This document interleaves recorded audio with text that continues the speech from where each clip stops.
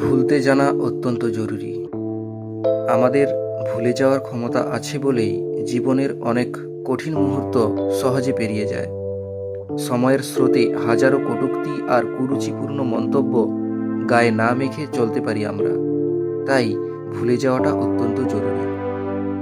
ভুলে যেতে হয় অমানসিক ব্যবহার, দুঃসময়ে বা অবহেলা, এমনকি মিথ্যা বদনামও। যেমন ছাড়তে জানা খুব জরুরি, তেমনি ভুলতেও জানা গুরুত্বপূর্ণ। মনের মধ্যে আবর্জনা জমতে দিতে নেই। আবর্জনা জমতে দিলে জীবনের স্বাভাবিক গতি ব্যাহত হয়। বরং মনকে সাজাতে হয় এক সুন্দর বাগানের মতো, যেখানে থাকবে ময়ূর, প্রজাপতি আর পাখিদের ঠাঁই। সেখানে গোখরদের স্থান দেওয়া উচিত নয়।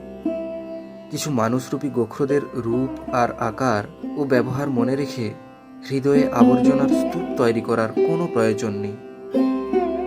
আমি নিজেকে একেবারেই সাধারণভাবে উপস্থাপন করতে স্বাচ্ছন্দ্য বোধ করি।